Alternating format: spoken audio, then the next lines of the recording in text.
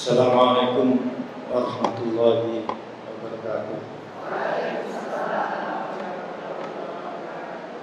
Bismillah, alhamdulillah, alhamdulillahilladzi arsala rasulahu bil-huda wa dinil haqqi ala dini kulli walau karihal kafirun. Asyhadu an la ilaha illallah wa la syarika lah wa asyhadu anna Muhammadan abduhu wa rasuluh la nabiyya ba'dah. Rabbi sholli sadri wa yassir li amri wahlul lisani yafqahu qawli. Amma ba'du. Yang sangat saya hormati Ibu Farhatul Kifyati beserta seluruh pengurus kajian Al-Hijrah yang selalu dirahmati oleh Allah SWT, dan segenap hadirat dan hadirin yang juga selalu dirahmati Allah SWT. Marilah kita tidak hentinya menjadikan puji syukur kepada Allah SWT, karena izinnya lah kita bisa ada di sini di majelis yang mulia ini. Mudah-mudahan apa yang menjadi niat kita mendapat ridho dari Allah Subhanahu wa taala. Amin. Selanjutnya saya terima kasih kepada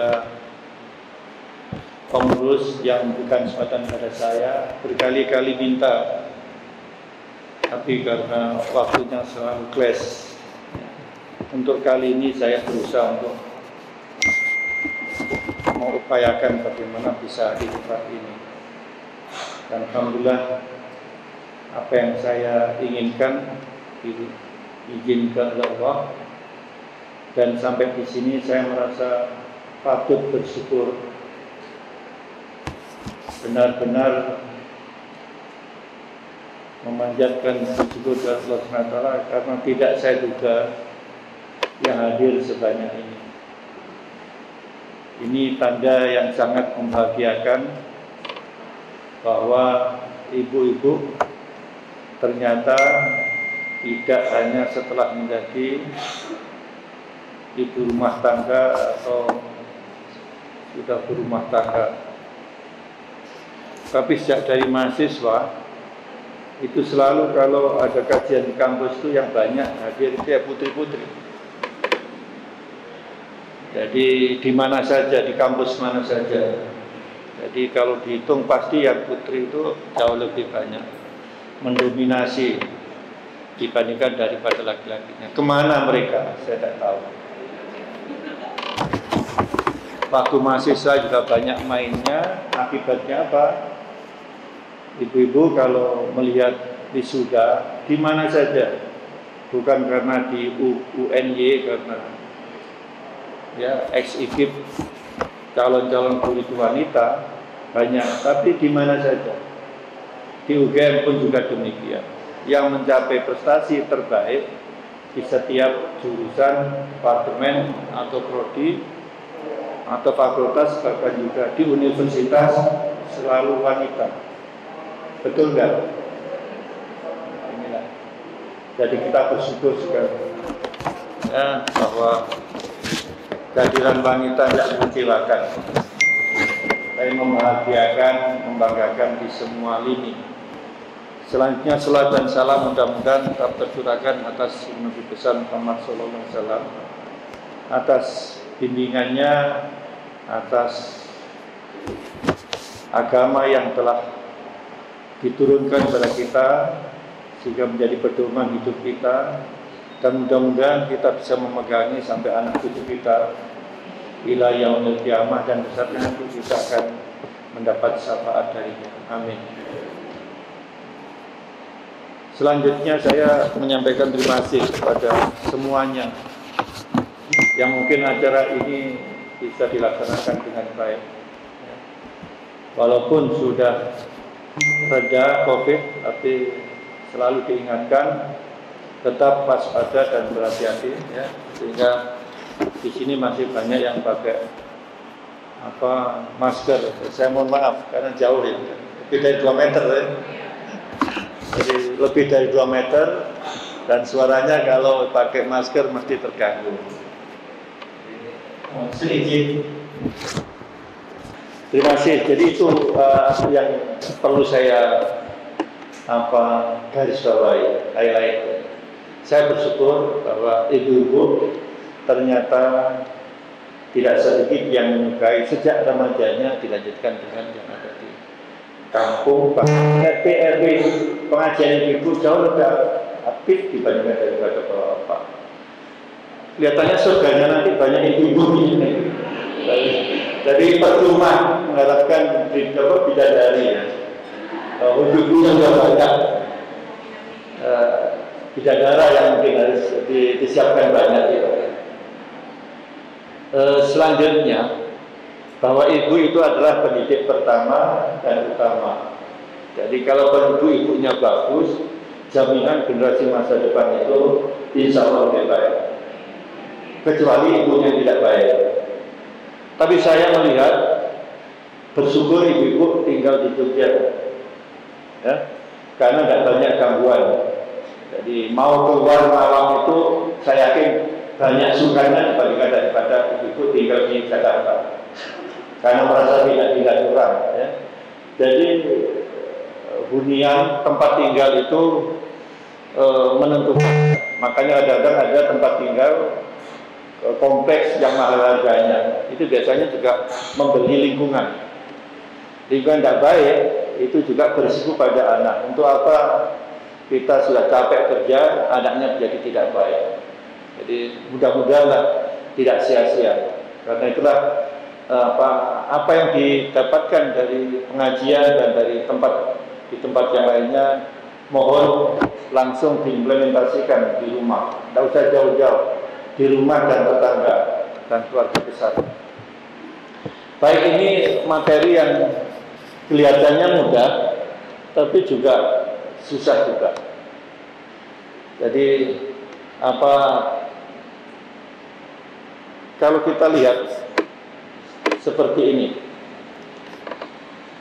bahwa hidayah itu secara berarti petunjuk, hadi petunjuk, yahdi memberi petunjuk ya. Dan petunjuk. Lawan katanya adalah dolalah, yang berarti kesesatan. Secara istilah atau terminologi, hidayah adalah penjelasan dan petunjuk jalan yang akan menyampaikan kepada tujuan sehingga meraih kemenangan di sisi Allah. Jadi ini yang istilah secara terminologis. Jadi petunjuk apa saja yang memungkinkan memfasilitasi kita, membackup kita, berikan supaya kita meraih kemenangan di sisi Allah untuk mengharapkan ridho Allah. Inilah hidayah. Jadi yang lebih kencangnya seringkali kita melihat hidayatullah.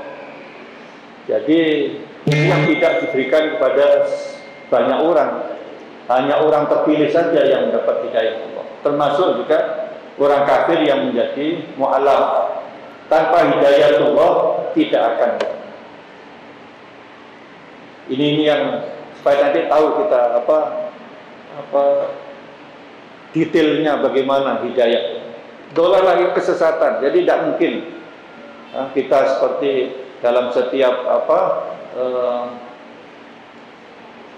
rakaat itu selalu membaca Al-Fatihah.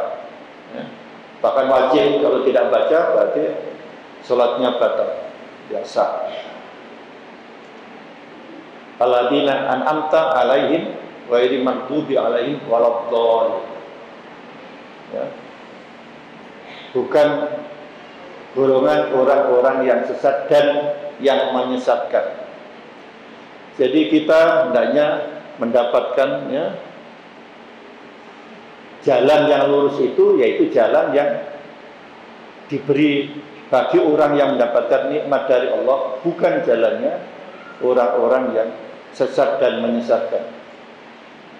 Jadi kelihatannya kita ulang-ulang berkali-kali, tapi bisa saja kita ini lupa bagaimana esensi dari surat yang kita baca itu.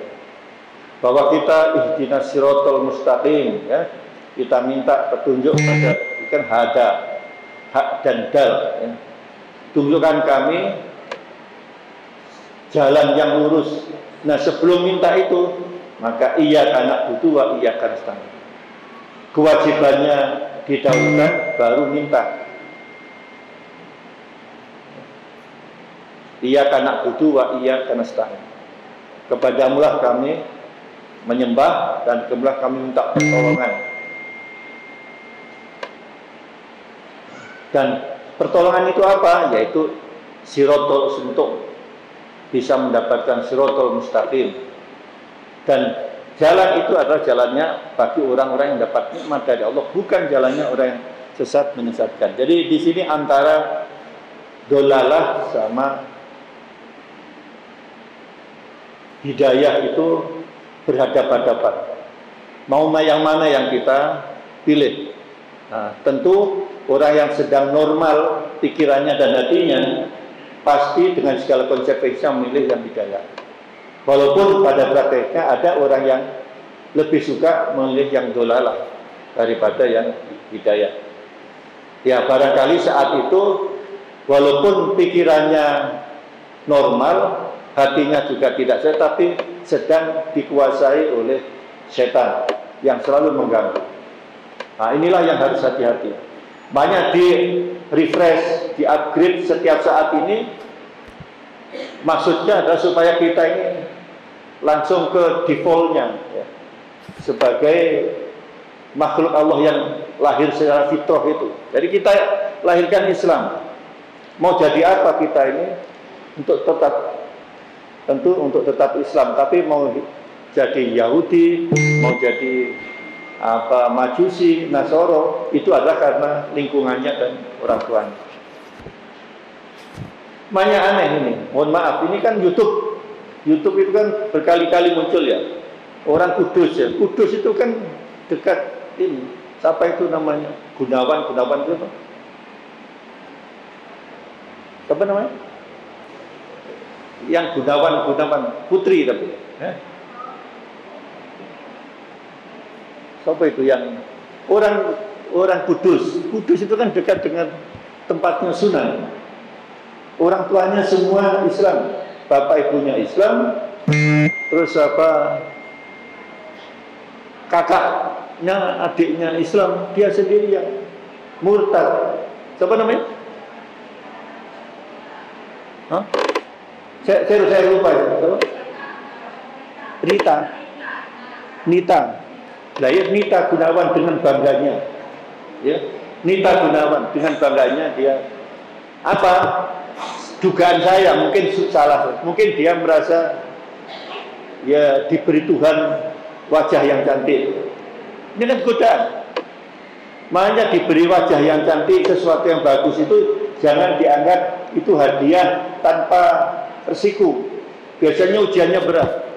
Makanya anak yang cantik sejak kecil itu godanya berat. Digoda oleh temannya sekolahnya. Teman saya itu tidak hanya teman sekolah, tetangga, orang yang kaya, merasa punya duit, dekati orang tuanya, minta anaknya ke dinikah. Walaupun siri, karena masih sekolah, ya hamil. Itu namanya sudah sah. Karena hamil, ya kan masih SMP kelas 1. Saya masih ingat betul, teman saya kelas 1. Itu terjadi ini apa? Tidak kuat kok. Akhirnya jadi meninggal bayangnya. Naudzubillah. Kasihan, teman saya cantik betul. Ya SD, SMP. PGA 4 tahun waktu itu. Saya karena orang kaya merasa punya duit, dekat orang tuanya, nikah dia itu secara siri. Hamil karena belum mampu. Jadi hati-hati punya anak yang baik sejak kecil. Itu godaannya berat. Harus siap membackup. Inilah orang yang tidak kuat dengan hidayah Allah yang tidak dipelihara dengan baik. Jadinya menyesatkan.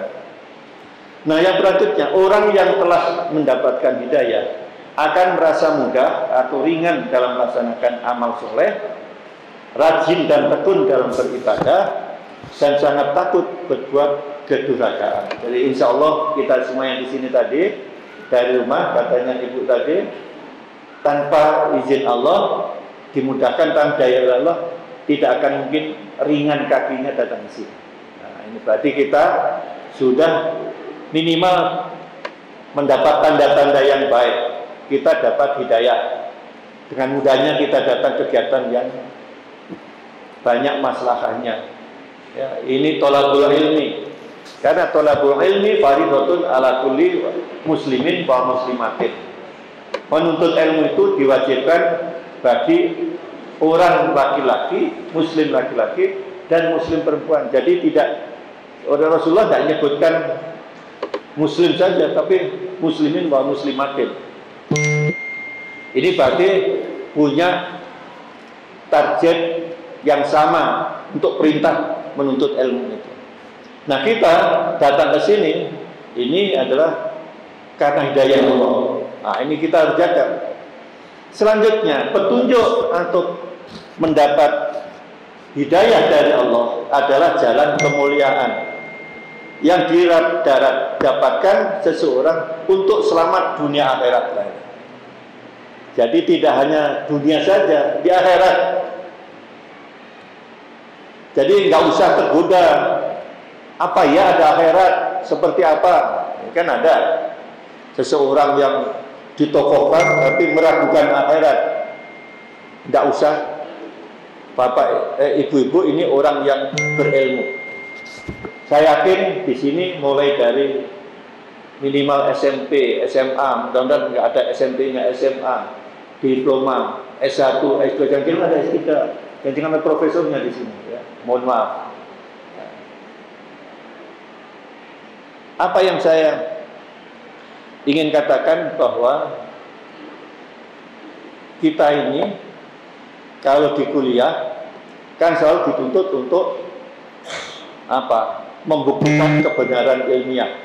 Kampus itu adalah mendidik semua mahasiswa intelektual muda atau intelektual tua untuk membuktikan kebenaran ilmiah atau mencari kebenaran ilmiah. Nah, kebenaran ilmiah itu harus empirical. Nah, karena empirical maka harus dikumpulkan data untuk membuktikan kebenaran. Nah, kebenaran ilmiah sifatnya tentatif, diakui itu oleh ahli. Sementara hanya tidak permanen. Yang mutlak adalah kebenaran Allah. Al-haqqu min rabbik. Yang hak itu ada datangnya dari Allah. 100% itu kebenaran hanya Allah.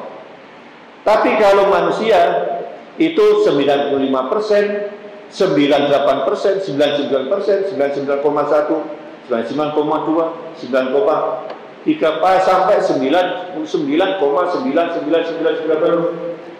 Nah, dan tidak akan pernah ketemu satu 100%. Jadi kalau bikin kurva normal, kalau tidak ngerti itu garis, terus bikin aja. Nah, garisnya nyentuh garis datarnya.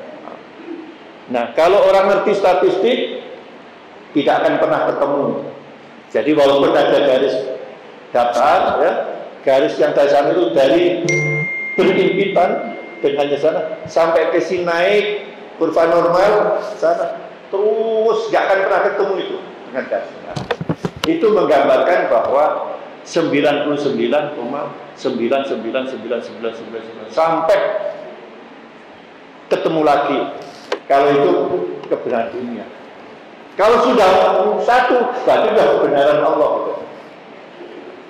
Makanya orang yang melakukan kajian betul itu akan menemukan Allah.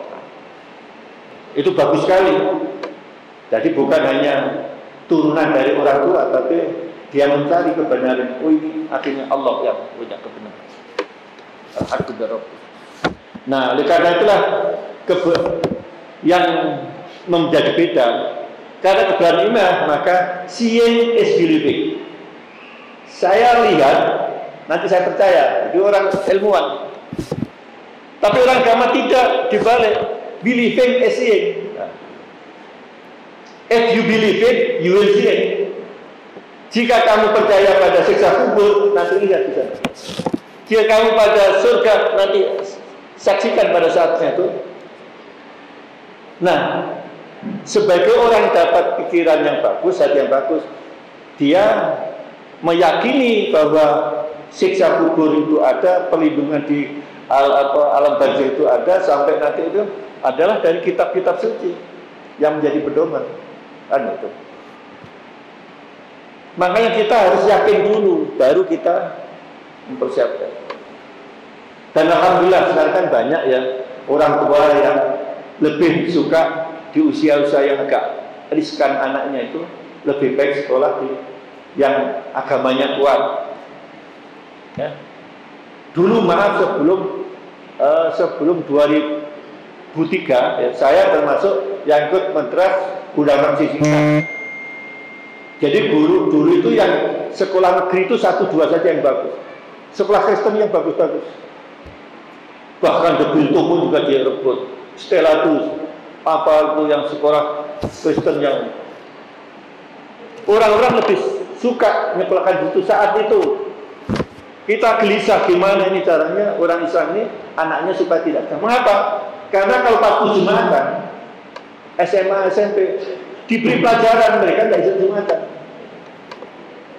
Padahal anak-anak kalau udah SMP sebagian sudah balik. Tapi kalau perempuan sudah balik, kalau pulang sih nggak wajib. Laki-laki SMA apalagi, lo kok setiap Jumatan nggak pernah ikut bisa Jumatan? Kan masakin. Akhirnya alhamdulillah SD Muhammadiyah, SMP Muhammadiyah langsung bagus. Cabang 1 mulai dari Sapen, Todong Tatur, Kadi Suko di sini di dekat apa? Mana? Ke sana itu. Bundi? Enggak, yang sini loh, Bro. Kalau Sapen sebelahnya desa. Ibu desa. Sagan, dulu kan gitu. Sagan, Sapen Pak Tris itu membakar lagi di sebelah yang sekarang jadi apa air. Juga kan ada sekolahan SD yang tidak dipakai oleh apa Pak Tris untuk mengembangkan SD karena tidak mungkin di Sapen yang sangat sempit itu. Terus di Kadu Suko kemana ke Sleman. Begitu giginya dan kita rame-rame sudah pandang itu mau Muhammadiyah mau NU. Saya itu orang NU, ya. Tapi ikut membesarkan sekolah Muhammadiyah. Indah loh. NU Muhammadiyah. Saya tidak, sejak awal saya sudah profesional. Tidak boleh. Ya walaupun bapak ibu tahu ya, orang-orang tertentu lebih suka jaga gereja, saya tidak mau. Saya jadi ketua PW tidak boleh jaga gereja. Itu biar aja urusan saya. Toleran tapi berlebihan. Karena apa? Di Mojokerto gara-gara menjaga gereja Banser kena bom, kepalanya lepas. Ya. Sopo sing ngatakan itu jihad fisabilillah. Saya nggak bisa, percuma. Ya, bantu, respect. Kalau dia sakit kita besok, waktu wafat kita ya apa ikut apa namanya takziah itu. Tidak usah urusan iman itu ada batasnya, bahaya. Ya. Oke. Nah, siapa yang berhak memberi hidayah? Satu. Siapa yang berhak memberi hidayah?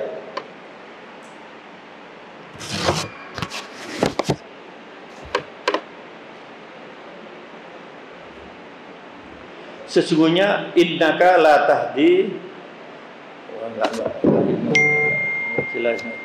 man ahbabta walakinallaha yahdi may yasha wa huwa a'lamu bil muhtadi. Sesungguhnya kamu tidak akan dapat memberi petunjuk kepada orang yang kamu kasih. Jadi kalau kita itu mau ngasih tidak akan mampu kita. Kenapa? Tetapi Allah yang memberikan petunjuk kepada orang yang dikehendakinya.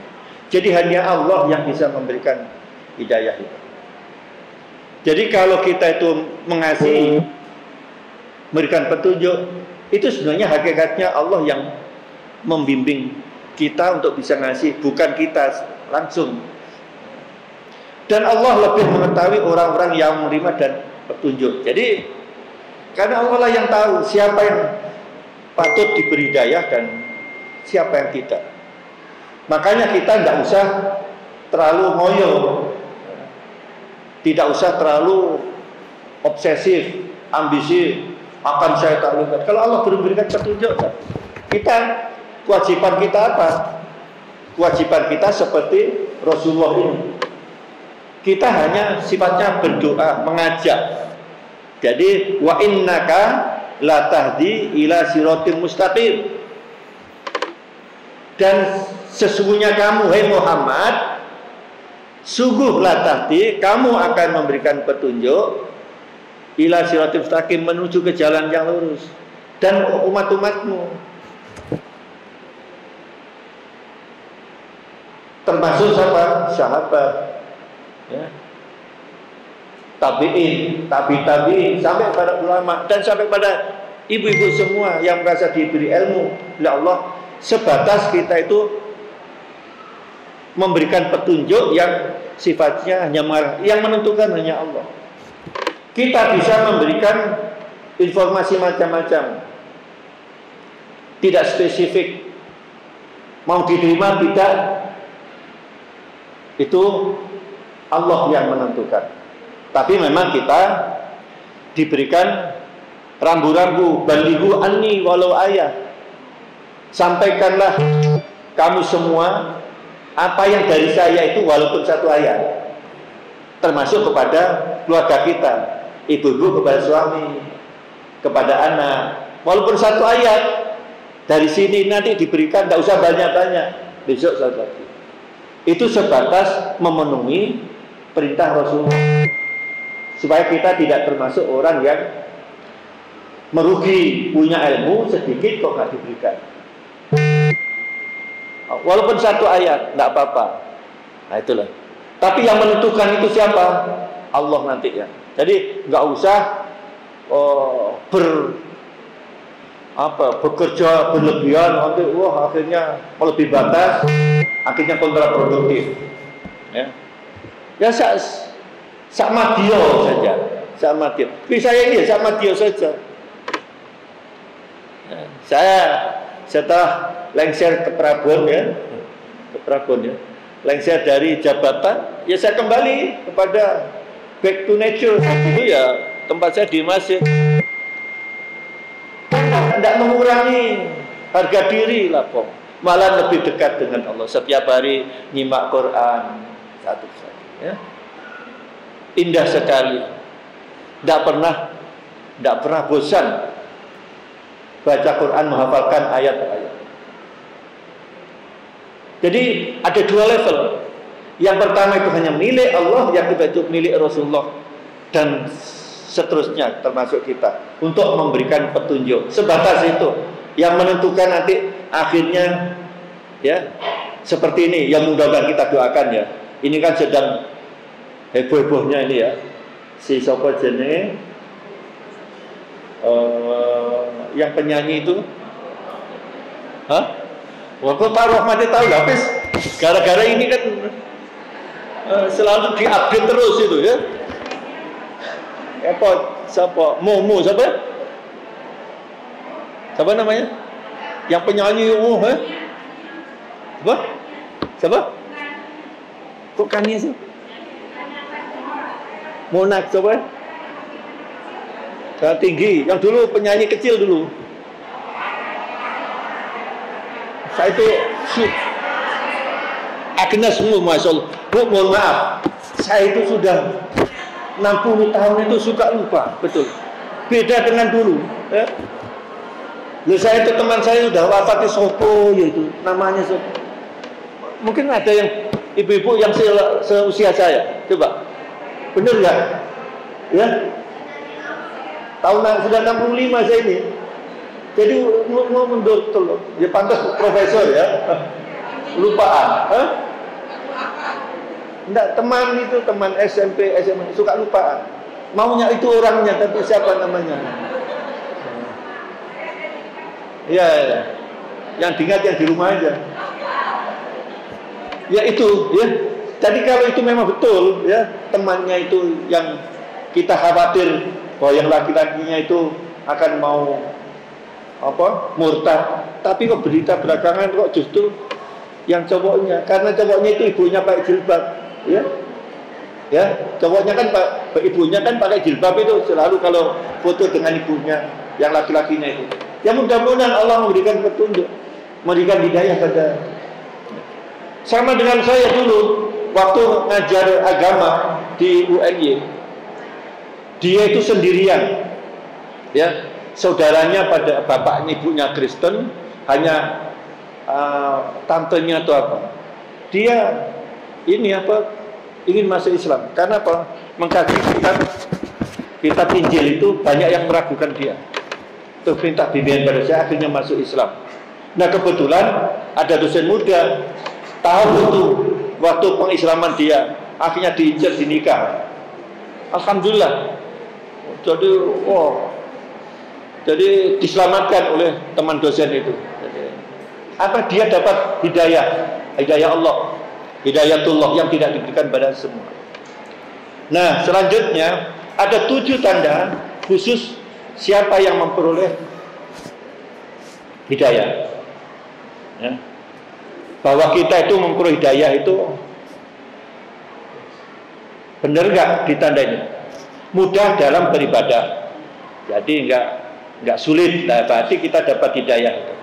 Wa ma umiru illa liya'budullah mukhlishina lahud-din hunafa. Ya. Padahal mereka tidak disuruh kecuali supaya menyembah Allah dengan memurnikan ketaatan kepadanya dalam menjalankan agama yang lurus. Jadi dengan ikhlas tanpa dipaksa. Jadi kalau kita beribadah dengan baik, itu tandanya kita ada hidayah dari Allah.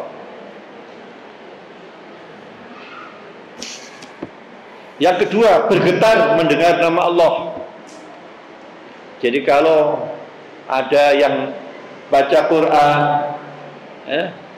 ada yang menyebut kata Allah, kita merasa bergetar hatinya, ya. Berarti kita itu ada hidayah dalam diri kita. Tidak semua orang, ya. Tidak semua orang. Selanjutnya istiqomah. Bagaimanakah kamu sampai menjadi kafir? Padahal ayat-ayat Allah dibacakan kepada kamu dan Rasulnya pun berada di tengah-tengah kamu. Barang siapa yang berpegang teguh kepada agama Allah, maka sesungguhnya ia telah diberi petunjuk kepada jalan yang lurus. Nah, coba. Jadi kalau telinganya orang-orang kafir yang tidak dapat hidayah itu tidak pernah terketuk, ya, diberikan ceramah, diberikan informasi apapun tidak pernah tergugah. Ya. Dan orang-orang yang sudah hatinya itu istiqomah mempercayai kebenaran Allah, maka dialah yang akan terus dapat petunjuk dari Allah untuk mencari jalan yang lurus. Tidak semua, tidak semua. Mau bersyukurlah, ibu-ibu ada di Indonesia. Sekarang berrefleksinya, sekali-kali lihatlah pengalaman dari luar. Inggris waktu tahun 90-91 saya ke sana. Itu namanya gereja itu kalau Sabtu Minggu sepi, hanya orang tua-tua saja, anak-anak sudah tidak ada. Akhirnya beberapa gereja dijual kepada asosiasi pelajar Islam, Muslim Student Association. Akhirnya dipakai tempat, termasuk saya tahun berapa sudah jadi rektor itu, ke Belanda yang dekat dengan Jerman itu, pakai perbatasan. Gerejanya sudah nganggur, kami pakai untuk pertunjukan seni di situ. Udah enggak tertarik orang ke gereja. Nah, buktinya apa? Sekarang pelan-pelan di Inggris, ya, di London, jumlah Islam mulai dari yang daerah utara, ya, daerah utara itu di daerah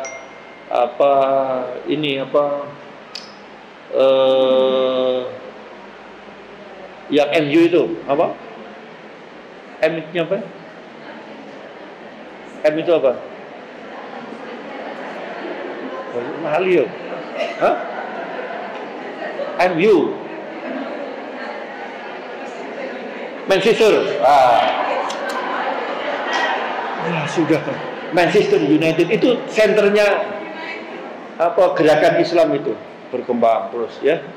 Terutama orang Pakistan yang banyak. Di apa Birmingham terus di kota-kota. Nah, sekarang di London pun juga kemarin wali kotanya Muslim. Bahkan sekarang ya dengan matinya Elizabeth II, apa yang terjadi? Ya, nggak tahu hoax atau apa itu. Mosok hoax sih? Ternyata ditelusur-telusur dia keturunan Rasulullah.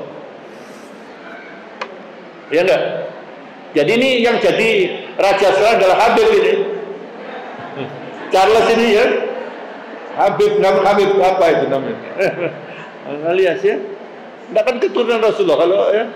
Dan ternyata di atasnya ya Ali, Hasan Ali. Ya. Entah benar apa enggak gitu. Tapi kan sumbernya di berbagai tempat. Mungkin saja. Makanya kemarin ada yang apa ini toh? Ada apa mengungkap Charles pada suatu saat usia berapa itu ingin belajar apa bahasa Al-Quran, ya, ingin tahu apa sebenarnya isinya di tengah-tengah perang Irak ya dengan. Nah artinya apa? Sekarang di Inggris jumlah Muslim meningkat, jumlah di Belanda juga begitu, Jerman. Riberu, pemain sepak bola, mendirikan masjid. Ya. Jadi bersyukur ibu-ibu di sini ini ya sudah banyak. Ya, bayangkan kalau tahun 700-an, 900-an, waktu saya ada di Jati, anak saya yang pertama itu pagi-pagi biasanya tak ajak jalan-jalan, ya. Terus ketemu dengan turis dari Thailand. Kok aneh? Di sini ada Thailand walaupun itu negara yang mayoritas Buddha, tidak punya candi yang sebesar Borobudur. Ya kecil-kecil lah banyak, Kaget kok bisa orang Jawa ini banyak yang pindah agama ke Islam, ya kan hebat.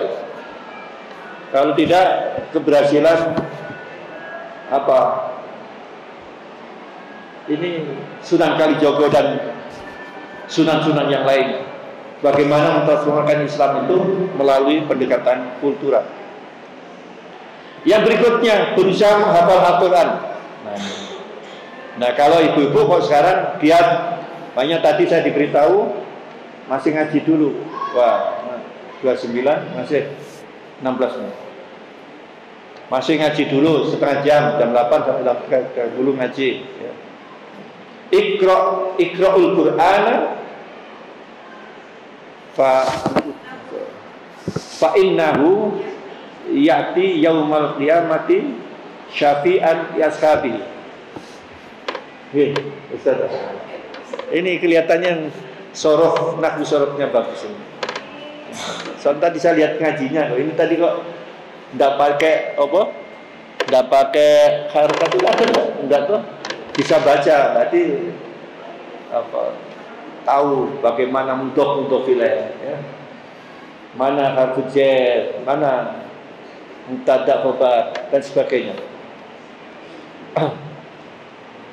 Jadi bahasa Al-Quran itu mudah dibandingkan dari bahasa Indonesia. Bahasa Indonesia, bahasa Inggris, bahasa Arab itu mudah. Kenapa? Lihat itu, adik-adik itu SMP SMA kan banyak dapat 10 itu. Bahasa Arab tanpa harokat bisa dibaca karena polanya jelas.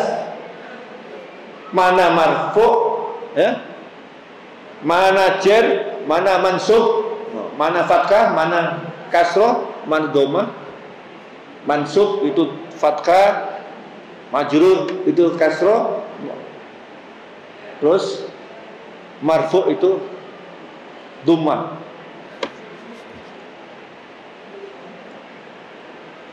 Ya. Jadi kalau bahasa Indonesia nggak ada dapat 10 karena nggak clear, susah, terlalu banyak tafsir. Man orangnya itu susah ditebak. Tapi yang penting, ya. Nah, ini nih. Jadi bacalah Al-Quran karena ia akan datang pada hari kiamat sebagai syafaat bagi sohibul Quran. Jadi kalau ibu-ibu daripada nganggur-nganggur, kalau di rumah terus di setel aja lah itu apa jadinya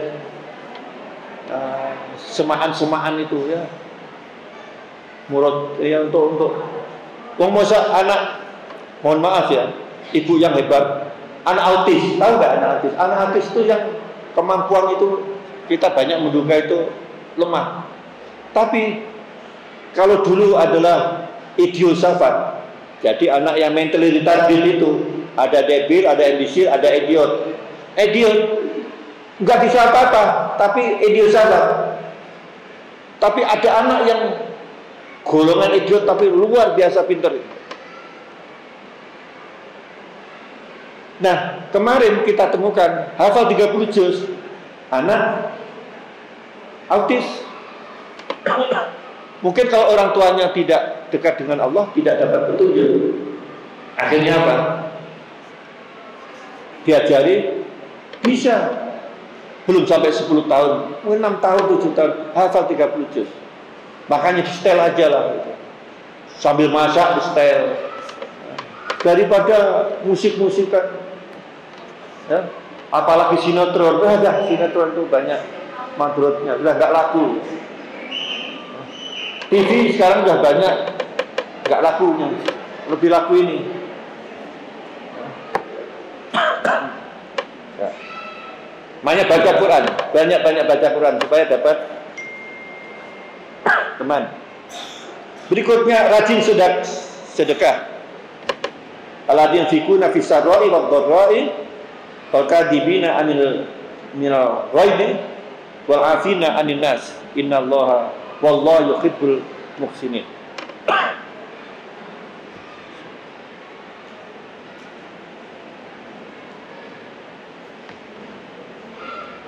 Jadi kalau kita dapat hidayah sebagai orang yang muttaqin, syaratnya adalah syaratnya gampang menginfakkan hartanya dikala susah atau sulit. Tidak perlu menunggu mudah. Saya dulu diajar juga sama dosen saya. Katanya dosen saya itu tidak pernah memberikan orang tua saya itu banyak, sedikit tapi ajak. Ada adik saya itu nggak mau beri, nunggu kalau sudah punya kaya. Ternyata kedolan orang tuanya meninggal. Jadi nggak usah banyak, tapi sedikit-sedikit tapi rutin. Setiap jamaah ke masjid, entah itu 5.000, entah itu 2.000, entah itu 10.000, rutin setiap subuh itu, setiap jamaah itu. Nggak usah nunggu nanti 50.000, kadang-kadang seminggu. Ya, iya kadang-kadang tidak, lebih baik sedikit-sedikit. Tapi itu nggak terasa. Selanjutnya menjauhi maksiat. Kalau sampai kita bisa menjauhi maksiat, berarti kita dapat hidayah. Ma asobaka min hasanatin fa minallahi wa ma asobak min sayyi'atin faman nafsika wa arsalnaka linnasi rasulan wa kafa billahi syahida. Apa saja nikmat yang kamu peroleh adalah dari Allah, dan apa saja bencana yang menimpamu maka dari kesalahanmu diri sendiri. Jadi kalau ada kebaikan itu dari Allah, kalau ada kecelakaan ya karena dirimu sendiri yang nggak hati-hati. Makanya hati-hati itu 100%. Ya. Ibu-ibu mau nyebrang hati-hati. Sudah dari Solo sampai ke Jogja sudah hati-hati, tinggal nyebrang saja nggak hati-hati ketubruk. Ya, coba. Jadi hati-hati itu sejak kalau berangkat dari pertama sampai ke tujuan akhir harus hati-hati, tidak bisa hanya awal atau tengah, bahkan sudah hampir saja itu dilepas, tidak bisa. Dan itu bisa kesalahan kita sendiri. Makanya mari kita syukuri apa yang ada pada kita ini untuk kita optimalkan menjaga amanah dari Allah. Ya. Kalau mau celaka, nggak usah susah, repot-repot. Semuanya adalah dari kita. Bahkan ahli psikologi itu mengutarakan penyakit itu adalah self-toxinating. Orang yang sakit itu karena meracuni diri sendiri. Jadi bukan karena orang lain, sumbernya itu dari kita. Makanya enak-enak saja, nggak usah dipikir jauh-jauh. Apalagi sekarang tuh eranya psikosomatis. Kalau kita terlalu mikir, akhirnya makannya nggak normal. Kalau normal, akhirnya kena penyakit. Psikosomatis itu begitu, simpel saja. Jadi mari kita, mungkin ada ibu-ibu yang sudah 60 tidak pernah sakit sama sekali. Hanya tidak pernah sakit itu, tidak pernah masuk rumah sakit yang kata guru besar. Saya yakin ada itu. Termasuk istri saya itu, tidak pernah. Pang saya yang 2 kali, itu baru usia 63. Kena ginjal sama jantung. Istri saya sudah 60 berapa? 63, belum pernah. Seperti saya dulu sampai 63, sekalipun tidak pernah masuk rumah sakit. Jadi saya hitung betul, saya jadi rektor 8 tahun plus WR 1 3 tahun. Saya masuk itu jam 7 sampai jam 8 malam itu baru pulang. Tidak pernah sakit saya. Karena flu sedikit ya saya anggap kita atasi sendiri. Jangan sampai memanjakan diri. Nanti berpura-pura sakit tambah berat. Nah, jadi itu namanya, saya ingat dosen saya dulu, self-toxinating, meracuni diri sendiri. Itu sebenarnya sumber masalah pada seseorang. Nah itu saya terapkan sehingga ya terhindar dari penyakit yang tidak perlu. Ya kalau ginjal mungkin karena kurang air putih, ya itu kan memang kesalahan sendiri.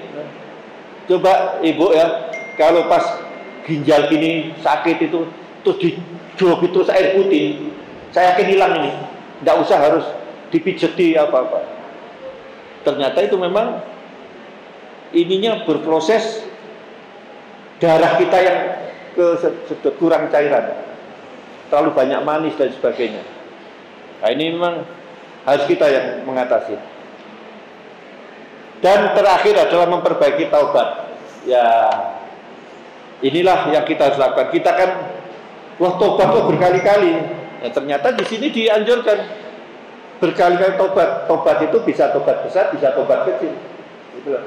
Karena kita berbuat salah itu bisa anytime, bisa sengaja, bisa tidak sengaja. Bahkan karena manusia, innama khoto wan nisyan, sesungguhnya manusia tempat lupa, cepat bersalah dan lupa. Ya. Makanya setiap Jumat, salah satu syarat khutbah itu harus ngajak takwa. Kalau tidak ada, batal itu khutbahnya. Nah itu. Artinya apa? Betapa pentingnya mengingatkan jamaah itu supaya jaga takwa terus. Simple, tapi itu kunci. Itu yang membuat kita itu mulia di sisi Allah, bukan harta, bukan pangkat, bukan jabatan, bukan gelar, macam-macam itu. Saya itu merasakan ibu, waktu rektor itu suka melepas jenazah itu langsung ngantar ke makam.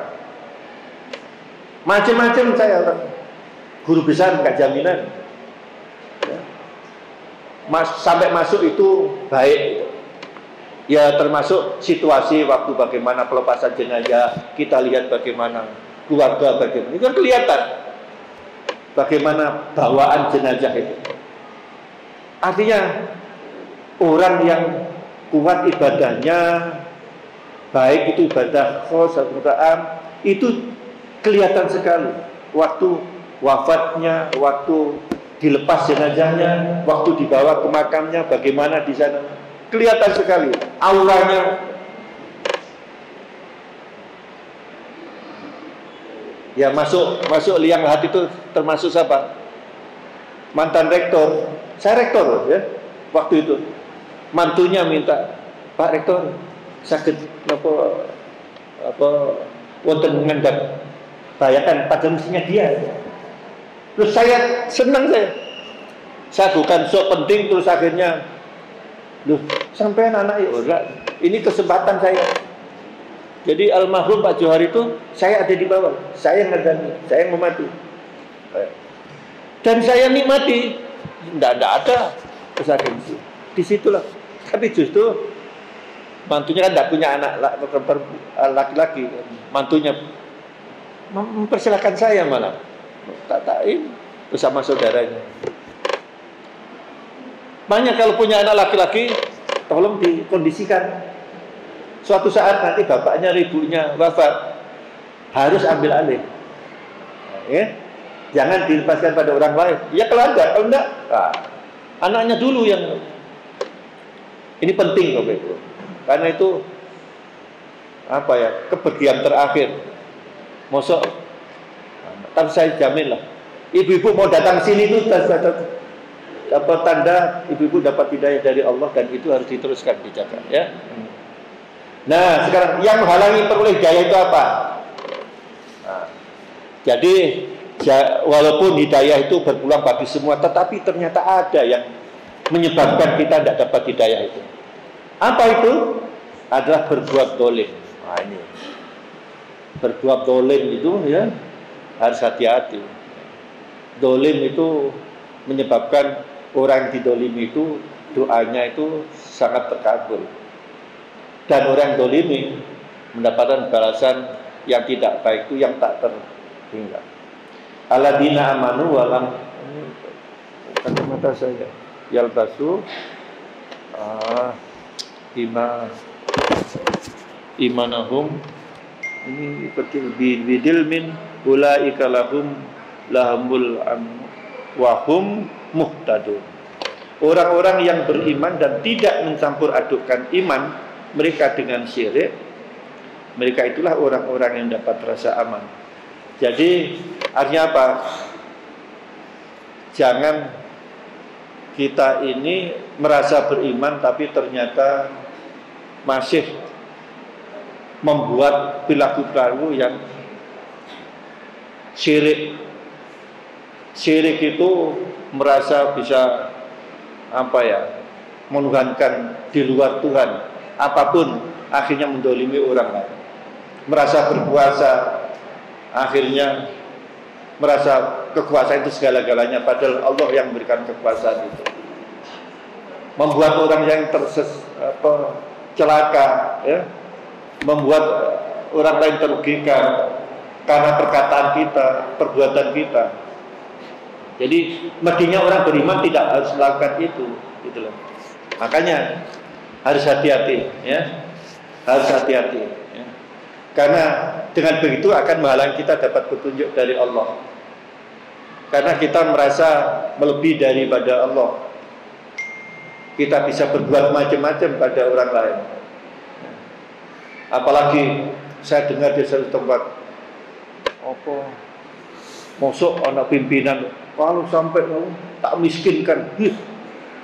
Baru tadi pagi saya kemarin serius itu. Sampai ada pernyataan begitu. Seorang pemimpin, ya, secara terbuka, ya. Kalau dia bilang ini sekarang secara terbuka saya berani mengatakan pada Bapak, ada begini-begini. Bukan itu katanya. Jadi terbuka. Ya, ini kan berarti kan udah melebihi daripada Tuhan. Tidak boleh. Rezeki orang itu sudah, dan rezeki itu bukan ukuran bahagia. Rezeki banyak terus mesti membahagiakan, tidak. Rezeki yang barokah. Ya.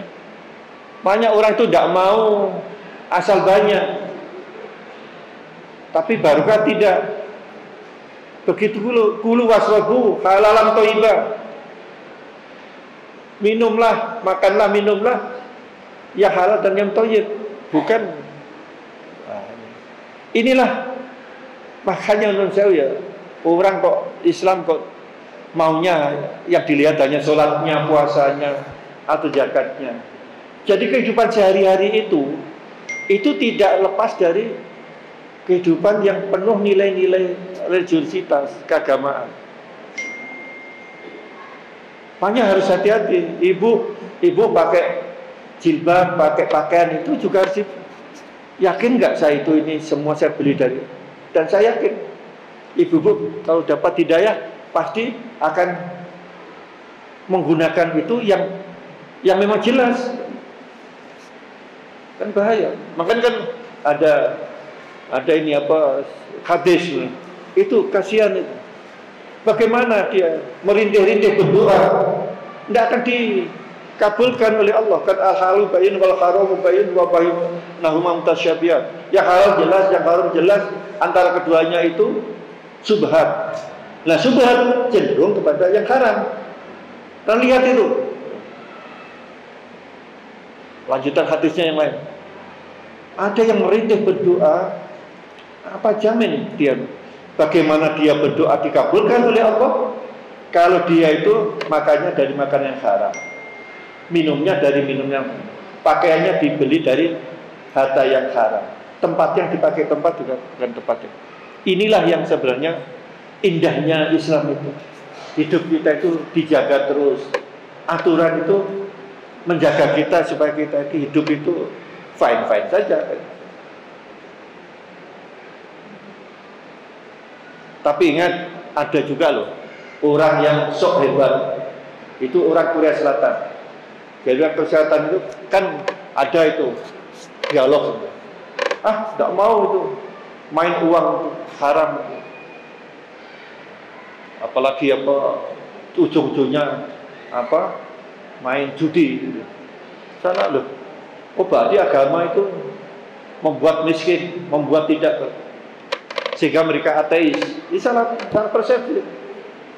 Walaupun orangnya hebat, makannya enak-enak, hidupnya sangat sejahtera, tapi kalau rohnya tidak ada, apa artinya? Sama saja orang Jepang. Makanya ada Industrial Revolution 4.0. Muncullah Society 5.0 dan Jepang itu. Yang 4.0 itu bahwa manusia itu untuk teknologi. Nah, rupanya galau itu orang Jepang. Karena mereka apa? Maaf sekali, waktu saya ke Jepang itu dia cerita itu kayak saya itu. Beruntung orang Indonesia sini itu hampir setiap tahun itu 35,000 per year committed suicide. Bunuh diri di Jepang itu 35.000 per tahun, bayangkan. Enggak sedikit itu. Mengapa? Karena mereka dimanjakan oleh teknologi. Humaniora tidak seperti kita. Kita itu lebih humaniora, teknologinya telat. Ya maunya teknologi maju, humanioranya bagus. Makanya bersyukur kita itu. Jadi tidak usah terlalu memandang kita inferior, rendah hati, rendah diri. Ya, rendah diri. Kita punya tunggulan kehidupan spiritual itu. Wah, 4 menit ya. Nah inilah dolim dakula. Yang kedua, berbuat maksiat atau menjadi fasik. Maka ketika mereka berpaling dari kebenaran, Allah memalingkan hati mereka, dan Allah tidak memberi petunjuk kepada kaum yang fasik. Nah ini. Jadi jangan nyalahkan Allah bahwa petunjuk kita karena kita berbuat maksiat dan fasik. Maka hindari itu supaya hidayah itu. Yang ketiga, pengkhianatan. Wahai orang-orang yang beriman, janganlah kamu mengkhianati Allah dan Rasul, dan juga janganlah kamu mengkhianati amanah yang dipercaya kepadamu, sedang kamu mengetahui, ya, termasuk amanah sebagai ibu rumah tangga. Nah ini jaga baik-baik. Tidak hanya Allah, tidak hanya Rasulullah, tapi amanah dari suami, amanah dari pimpinan harus dijaga dengan baik. Insya Allah hidup itu nyaman. Ya. Hindari hal yang tidak perlu, ya. Dan kita yang itu. Dan bagaimana sekarang kita cara menjemput hidayah? Kalau hidayah itu bisa terhalangi sehingga kita tidak dapat, bagaimana kita? Minimal ada 4. Beriman pada Allah Subhanahu wa taala. Tentang hal ini Allah Subhanahu wa taala berfirman bla bla bla. Nanti ya. Mentadabburi Al-Qur'an. Jadi berpegang teguh kepada agama Allah, mengikuti Rasulullah sallallahu alaihi wasallam. Ini beriman pada Allah, ma asoba musibatin illa enggak kebaca biidzni ya biidznillah wa may yu'min billahi yahdi qalba wallahu yaqul wa Allah bi kulli syai'in alim ya. Ini enggak jelas ini. Tidak ada sesuatu musibah yang menimpa seseorang kecuali dengan izin Allah. Dan barang siapa beriman pada Allah, niscaya Allah akan memberi petunjuk kepada hatinya. Dan Allah Maha mengetahui segala sesuatu. At-Taghabun 11. Jadi berimanlah dengan seteguh mungkin. Jadi tadi ya, believing is yin. Jadi yakin itu bahwa siksa kubur di alam barzah sampai siksa itu ada. Kalau ada, kita akan hati-hati. Makanya sebenarnya mengapa seorang itu hati-hati? Kan dia yakin pada hari berikutnya. Kalau tidak yakin, macam seenaknya saja dia melakukan sesuatu, gitu loh. Dan kita itu tidak mau sembarang pada kan yakin bahwa itu akan punya dampak berikutnya. Menguntungkan atau tidak menguntungkan. Jadi kalau kita berbaik, nanti menuai yang kebaikan. Kalau jelek, jadi sebenarnya fitrah kita itu ada, tinggal menguatkan, menebalkan, dan seterusnya. Yang berikutnya, mentadabburi Al-Quran. Ya ayyuhan nas, qad ja'akum ya, mau'idatun mir rabbikum wa shifaa'un lima fi sudur wa huda wa rahmatan lil alamin. Ini agak hilang.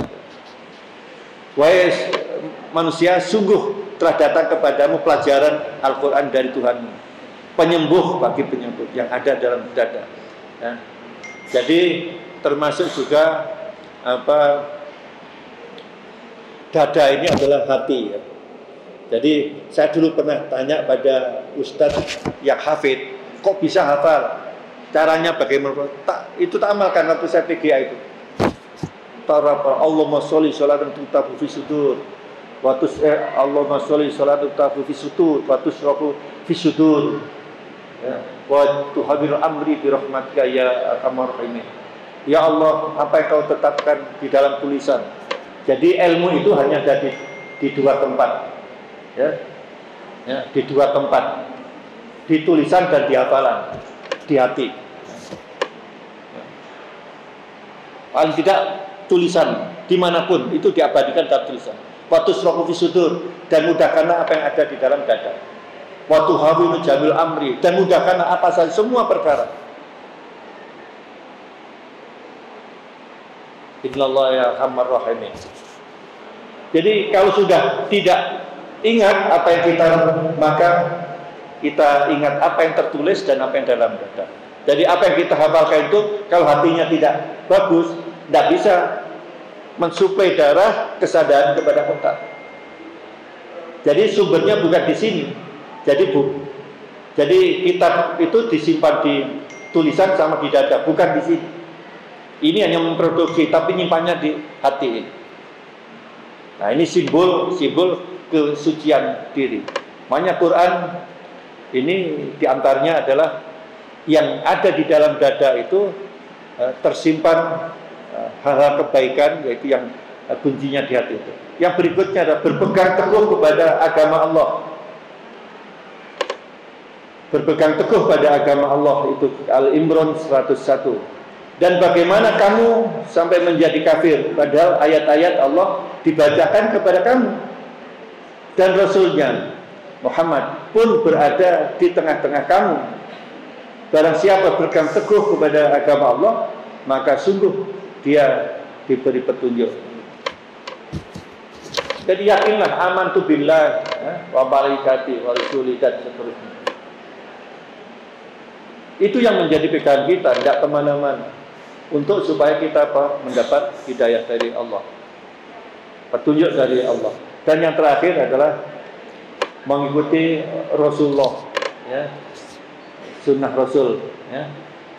Yaitu mereka yang mendengarkan perkataan lalu mengikuti apa yang paling baik di antaranya. Mereka itulah orang-orang yang telah diberi petunjuk oleh Allah, dan mereka itulah orang-orang yang mempunyai akal sehat. Jadi memang tidak Az-Zumar 18. Jadi inilah beberapa resep, beberapa ikhtiar yang bisa dilakukan supaya kita itu tidak terhalang oleh hidayah, dan kita bisa meraih hidayah itu. Nah, yang terakhir ini soal doa. Ada 3 doa yang bisa diamalkan. Allahumma inni as'aluka huda fasadati. Ya Allah, berilah aku hidayah dan berilah aku kebenaran. Allahumma inni as'aluka huda fasadat.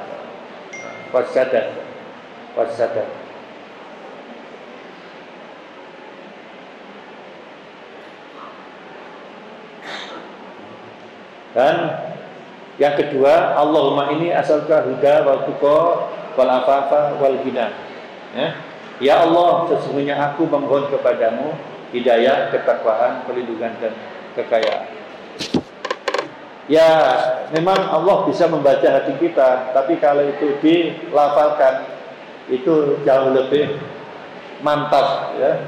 Karena sambil telinga kita mendengarkan dan menyaksikan dan merenungi, ya.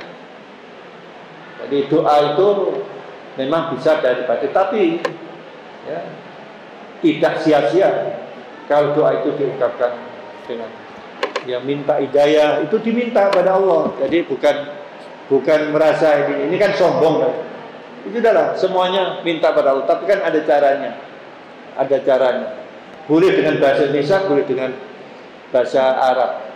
Tapi kalau itu doa, itu sudah tertulis Al-Quran, ya, sebagai ayat dalam Al-Quran itu akan lebih utama. Ibu menghafalkan itu. Ada doa-doa yang sebenarnya sudah banyak tertulis di berbagai surat. Itu akan lebih utama kalau dihafalkan dan dipahami artinya, diayati. Dan yang sering kali, walaupun panjang tapi sering. Tadi singkat, tapi jangan jalan. Nah, ini yang Rabbana la tuzigh qulubana ba'da idh hadaitana wa hab lana min ladunka rahmah innaka antal wahhab. Ini kan panjang, ya. Tapi buktinya kita hafal karena kita sering gunakan ini. Nah, itulah, ya. Tapi walaupun pendek kan tidak digunakan, ya hafal. Jadi kalau sudah hafal yang belakangan ini, why not? Tidak yang depan dan yang sikat-sikat. Ya untuk tambahan inilah supaya ini. Sama saja, mohon maaf ya, ibu-ibu kalau umroh, ya, kan ada ya yang namanya travel itu, tour itu, ya. Itu sudahlah kalau tawaf itu Rabbana atina saja sudah itu ampuh kan itu. Padahal tiap putaran beda-beda. Coba kalau ibu menggunakan pedoman yang dari jamaah haji itu, ada sih yang tour yang itu kan beda-beda setiap putaran. Yang diminta bisa macam-macam, ya, apa salahnya? Allah mumpung ada di situ yang bisa mendengar. Kalau tidak ngerti Arabnya, ya baca Latinnya, ngerti yang diminta. Lah baru nanti ujungnya putaran terakhir itu yang selatan itu, ya, pojok ke pojok itu Rabbana atina cukup itu. Rabbana atina tetap kita ucapkan, tapi di seperempatnya, 3/4 itu kita minta yang lain, gitu loh. Jangan di sana kok menyederhanakan betul. Rugi. Termasuk saya juga gitu, ya. Baca yang yang apa jenis variatif supaya banyak yang diminta. Seperti ini kan kalau hanya coba Rabbana atina fid dunya hasanah wa fil akhirati hasanah wa qina adzabannar, selesai, simpel sekali. Mengapa tidak ditambah yang lainnya dan sebagainya, ya? Ya, inilah barangkali yang membuat kita pada hari ini tidak hanya mengenal, mengetahui dan memahami beberapa hal, tapi ada beberapa yang bisa diamalkan, ya. Bagaimana hidayah itu, hidayatullah itu, ya, bisa di dalam kesempatan yang lain. Yang paling simpel itu adalah soal apa? Soal kehidupan, ya. Terus insting, terus indera, baru berpikir, sampai terus agama. Sudah agama, baru nanti yang lebih jauh lagi soal keikhlasan. Jadi hidayah itu bisa level-level petunjuk Allah yang dianugerahkan kepada umat manusia itu. Dan kita mau meraih yang mana, menangkap yang mana, ini tergantung bagaimana kita memahami persoalan hidayah itu dan memahami kebutuhan kita, sehingga kita ini hidup ya lebih bermakna lah. Sama saja, untuk apa kita hari ini ditambah lagi 1 hari besok, ya, terus ditambah lagi minggu ini melewati minggu depan kita masih bisa hidup. Saya tadi malam jam 1 sambil menghaluskan persiapan ini, ada berita teman meninggal, profesor, baru sampai mau 70 tahun. Katanya baru masuk rumah sakit hari Senin kemarin. Enggak. Tadi malam sudah dibunuh. Saya tanya, pernah sakit? Enggak pernah sakit. Cuma tanda-tandanya ada. Kalau rapat itu suka tidur. Dan mungkin ada gangguan fungsi tubuhnya yang mungkin kurang bagus itu. Nah ini ya kita tidak tahu, kita berdoa lah, ya. Ya namanya Nah kemarin juga saya mestinya ada acara, saya ke Malang. Istrinya adik ipar saya wafat. Padahal masih 54 tahun. Kemarin hal-hal masih nyanyi-nyanyi dia. Masa tahu kalau dia itu mau mendahului kakak-kakaknya. Nah itulah. Jadi kita ini tidak tahu kapan, ya. Idza jaa ajalum lasta'khiruna sa'atan wa lastaqdimun. Apabila telah datang saatnya kematian, itu tidak bisa dimajukan, tidak bisa dimundurkan, nah, makanya kita harus jemput, proaktif, berusaha untuk selalu mengisi kebaikan-kebaikan. Nah, termasuk hari ini, ya, suatu yang baik. Mungkin ada orang lain lebih banyak dari ini yang di rumah juga nganggur, ya. Mungkin nonton sinetron, ya. Ibu-ibu datang ke sini, ya. Atau mungkin yang lainnya, kegiatan yang lainnya, ibu-ibu menyempatkan datang ke sini. Ada sedikit ilmu yang bisa didapatkan dan mudah-mudahan bisa menyempurnakan kesiapan ibu ketika suatu waktu dipanggil oleh Allah, di mana saja dan kapan saja dalam keadaan husnul khotimah. Saya kira itu yang bisa saya waktunya besok. Tidak ada tanya, langsung ke Kalau Ustaz pengumuman dulu. Kalau pengumuman dulu. pengumuman Pengumuman dulu. Oke.